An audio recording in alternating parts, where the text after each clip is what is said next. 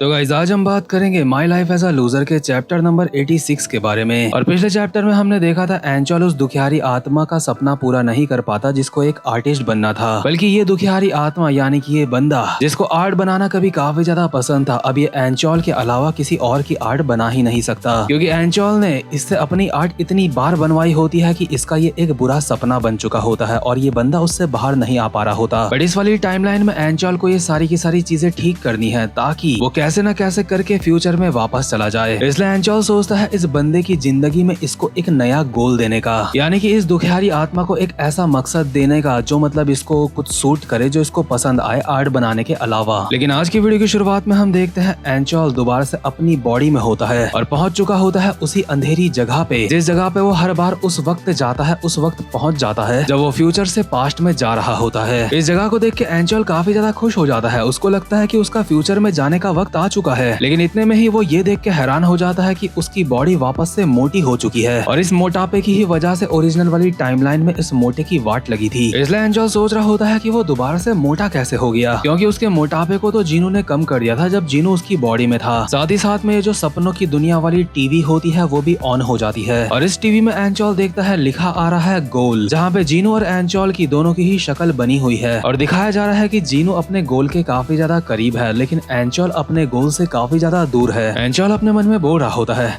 क्या जीनू और मेरा चेहरा, आखिर ये सब क्या है और मेरा चेहरा उससे नीचे क्यों है, आखिर साला इसका मतलब क्या है, ये गोल का मतलब क्या होता है। इसी के साथ एंचोल की आंखें खुल जाती हैं और उसको पता चलता है कि ये तो सिर्फ एक सपना था। उसकी आंखें खुलते ही जीनू जो उसके सामने बैठ रखा होता है कहता है, उड़िया तू चल अब घर चला जा, मेरे माँ बाप चिंता कर रहे होंगे तेरी। लेकिन एंचोल को उसका सपना समझ नहीं आया, इसलिए एंचोल गुस्से में इसकी कमर में लात बजा देता है। जीनू कहता है, पागल साले मेरे क्यों लात मार रहा है। एंचोल कहता है, मुझे एक बहुत ही अजीब सा सपना आया था अभी। हाँ तो हरामखोर, इससे मेरा क्या लेना देना बे। वो सब छोड़, क्या तू जानता है गोल का मतलब क्या होता है। यानी कि एंचोल हरामखोर ने अपनी जिंदगी में कभी इतनी भी पढ़ाई नहीं करी होती कि उसको इंग्लिश शब्द गोल का मतलब पता हो। इसलिए जो भी बैक बेंचर्स ये वीडियो देख रहे हैं, काफी ज्यादा आपको राहत की सांस लेनी चाहिए कि एक ऐसा भी बंदा है जिसको गोल का मतलब नहीं पता। इसका मतलब आप इससे काफी ज्यादा समझदार हो। और मैं किसी भी बैक बेंचर का मजाक नहीं उड़ा रहा हूँ, क्योंकि मैं खुद एक बैक बेंचर हुआ करता था। तो खैर इसके बाद सीन शिफ्ट होता है और हम देखते हैं किचन डिपार्टमेंट का सीन। यहाँ पे एंचोल दुखियारी आत्मा को अपने साथ लेके आ रखा होता है। एंचोल सोच रहा होता है शायद दुखियारी आत्मा को खाना बनाने में ही दिलचस्पी आ जाए और उसकी जिंदगी में उसको एक नया गोल मिल जाए। लेकिन किचन डिपार्टमेंट के बंदे बिल्कुल ही पगलाए हुए होते हैं। एक बंदे ने बेलन हाथ में ले रखा होता है और पहले वो अपने सामने वाले बंदे को बता रहा होता है इसको बेलन कहते हैं, इससे रोटी भी बेली जाती है और किसी का सर भी फोड़ा जाता है। साथ ही साथ में ये बंदा प्रैक्टिकल भी करके दिखा देता है और अपने सामने वाले बंदे का सर फोड़ देता है। हालांकि फूटता नहीं है, बट किसी ने बेलन अगर कभी सर पे खाया होगा तो उसको पता होगा कैसा लगता है। अब ये मत कहना कि तुमने खाया है क्या। किचन डिपार्टमेंट के बंदे पागलों की तरह एक दूसरे के साथ लड़ रहे होते हैं और आपस में बोल रहे होते हैं, हरामजादे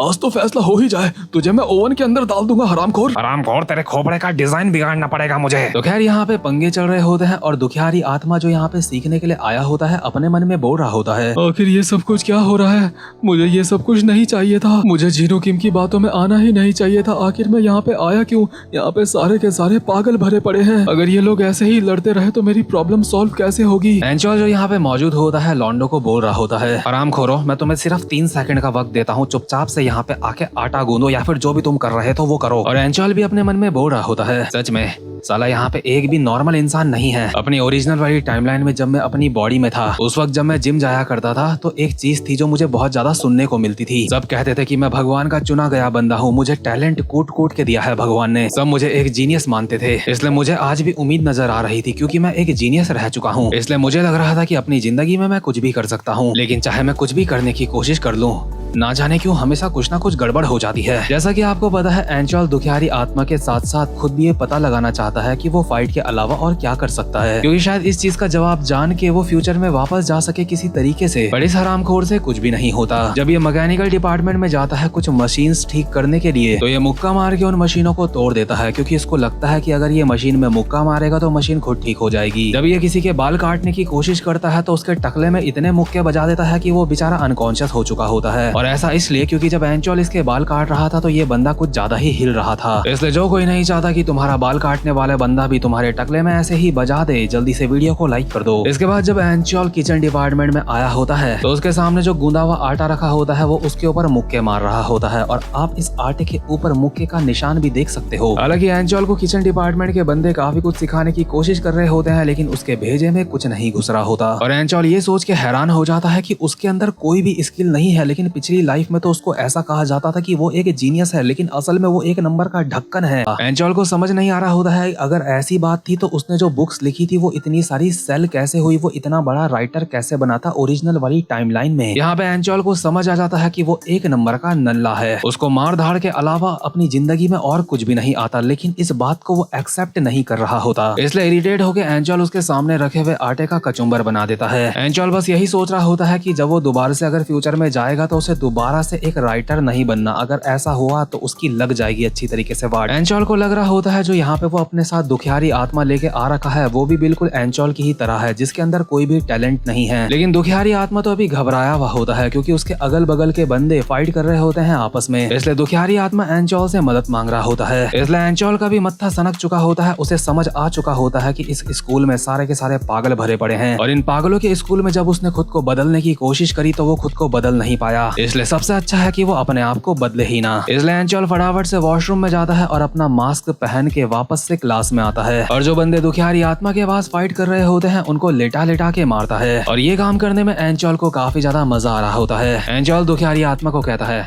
4 नंबर के गुलाम, क्या तो ठीक है? तुझे चोट तो नहीं आई ना? दुखियारी आत्मा कहता है, लेकिन मेरा नाम ये नहीं है, मेरा नाम है। अबे ठीक है, जो भी तेरा नाम है, बस तुझे चोट नहीं आई ना, मेरे लिए इतना काफी है। लेकिन एक चीज मुझे अब कंफर्म हो चुकी है, अभी थोड़ी देर पहले मैं काफी ज्यादा उदास सा लग रहा था मुझे, लेकिन अचानक से ही मेरे अंदर एनर्जी आ चुकी है और मुझे पता चल चुका है कि फाइटिंग के अलावा मुझे और कुछ भी पसंद नहीं है। मुझे लगता है अपनी जिंदगी में मैं एक फाइटर बनने के लिए ही जन्मा हूँ, मुझे एक फाइटर ही बनना चाहिए। मुझे समझ आ चुका है, मेरी प्रॉब्लम सॉल्व हो चुकी है। ना जाने कुछ लोग मुझे बोलते रहते हैं कि मेरा कोई सपना नहीं है, लेकिन उन्हें घंटा मेरे बारे में कुछ भी नहीं पता। मैं तो फालतू में ही चिंता कर रहा था कि मुझे फाइट के अलावा कुछ और भी पसंद हो सकता है, लेकिन अब प्रॉब्लम सॉल्व हो चुकी है। मुझे फाइट ही पसंद है और मुझे यही करना है। दुखियारी आत्मा अपने मन में कहता है, लेकिन मेरा क्या, मेरी प्रॉब्लम का क्या होगा? इसलिए दुखियारी आत्मा चिल्ला के एंचॉल को कहता है, आखिर तुम अपनी प्रॉब्लम सॉल्व करके मेरी प्रॉब्लम के बारे में कैसे भूल सकते हो? क्या तुम्हें याद भी है तुम ही मुझे यहाँ पे लेके आए थे इन पागलों के बीच में ये कह के कि तुम मेरी प्रॉब्लम सॉल्व करने वाले हो? क्या हुआ? मेरी तरफ ऐसे क्यों देख रहे हो जैसे मैं कोई बहुत ही बेचारे किस्म का इंसान हूँगा? एंचॉल इसको देख के अपने मन में बोल रहा होता है, अरे बेचारा, अगर इसके पास मेरी तरह एक महान टैलेंट होता तो इसको इतनी परेशानियों से कभी भी जूझना नहीं पड़ता। इसलिए एंचॉल इसके कंधे में हाथ रखता है और कहता है, देख भाई, दुनिया में जो ये बात बोली जाती है ना कि तुम्हें करना ही पड़ेगा, तुम कर सकते हो, तुम्हें हार नहीं माननी है, ये मुझ जैसे लोगों के लिए होती है जो काफी ज्यादा टैलेंट के साथ पैदा होते हैं, लेकिन तू एक नंबर का गधा है और अगर तू यहाँ पे आते ही साथ परेशान हो चुका है तो इसका मतलब यहाँ पे तेरा कोई भी काम नहीं है। लगता है तू किचन डिपार्टमेंट के लिए बना ही नहीं। लेकिन फिर भी तुझे कहना चाहूंगा, तुझे आर्ट बनाना छोड़ना होगा और अपना कोई नया पैशन ढूंढना होगा। इतने में ही एंचॉल देखता है कि इस चश्मिश ने यहाँ पे एक बहुत ही अच्छा सा केक बना रखा है। एंचॉल ये देख के हैरान हो जाता है, ये दुखियारी आत्मा इतना अच्छा केक बना सकता है और इस दुखियारी आत्मा ने ये केक पहली बार बनाया होता है और पहली बार में ही इतना अच्छा केक बना लेना कोई छोटी मोटी बात नहीं होती। एंचॉल इस बात से हैरान हो ही रहा होता है। इतने में ही एक दूसरा बंदा एंचॉल को बताता है कि बात सिर्फ इतनी सी नहीं है, दरअसल ये जो दुखियारी आत्मा है ये बहुत अच्छा हेयर स्टाइलिस्ट भी है, मतलब ये बाल वगैरह बहुत अच्छे काट लेता है और बना भी लेता है। और जो बंदे अभी यहाँ पे फाइट कर रहे थे ये सारे के सारे फाइट इसलिए कर रहे थे क्योंकि कोई इस दुखियारी आत्मा को अपने डिपार्टमेंट में लेना चाह रहा होता है और कोई अपने डिपार्टमेंट में, क्योंकि ये दुखियारी आत्मा काफी सारे चीजों में काफी अच्छा होता है। यानी कि एंचॉल को समझ आ चुका होता है कि दुखियारी आत्मा उसकी तरह नल्ला नहीं है जिसको फाइट करने के अलावा कुछ नहीं आता। इस दुखियारी आत्मा को काफी सारे काम करने आते हैं। इसलिए एंचॉल चिल्ला के इसको कहता है, हरामखोर,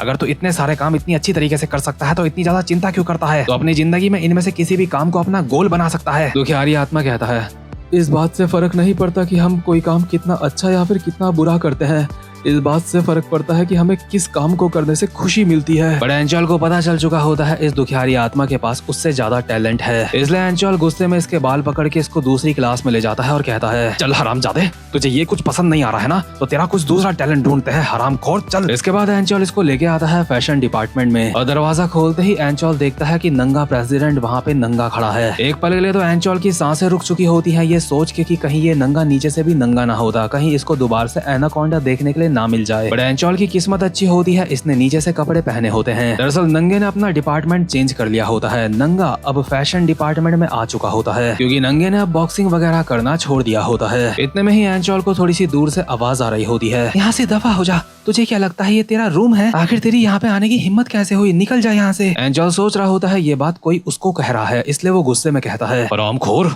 किसकी हिम्मत हुई इतनी। लेकिन एंचोल देखता है कि ये बात एंचोल को नहीं कही जा रही होती। दरअसल ये बात एक लड़की नैरी जियोंग को बोल रही होती है। लेकिन नैरी जियोंग स्टाइल में खड़ी होकर अपने सामने वाली लड़की को बोल रही होती है, कम ऑन, तुम्हें पता होना चाहिए एक सेलिब्रिटी के साथ तुम्हें कैसा ट्रीटमेंट करना चाहिए। दुखियारी आत्मा नैरी जियोंग को देख के कहता है, आखिर ये लड़की कौन है। एंचोल कहता है, उससे दूर हो जा, वो सबसे बड़ी पागल है। अगर तू उसके साथ गया या फिर उससे बात करने की कोशिश करी तो तू गया फिर मतलब। एंचोल अभी अपने मन में सोच रहा होता है कि आखिर उसने खुद के ऊपर शक करा ही क्यों, कि उसको फाइट करने के अलावा कुछ और भी पसंद आ सकता है। इतने में ही नैरी जियोंग के सामने वाली लड़की उसके रैपट मार के उसको जमीन में गिरा देती है और गुस्से में कहती है, पागल कहीं कि अब तक मैं तुझे इग्नोर इसलिए कर रही थी क्योंकि तू पागल है, लेकिन तुझे क्या लगता है हम तेरी फालतू की बकवास सुनते रहेंगे। अब तो जाके अपने बाप से मदद मांगने वाली है ना, जाके अपने बाप से मदद मांग। नैरी जियोंग अब भी बोल रही होती है, ओह आज मुझे समझ आया कि आम लोग सेलिब्रिटी से जलते भी हैं जैसे तुम मुझसे जल रही हो, है ना। ये लड़की गुस्से में नैरी जियोंग के एक और कंटाप मारने वाली होती है, लेकिन इतने में ही एक बंदा इस लड़की का हाथ पकड़ लेता है और नैरी जियोंग कहती है, इसीलिए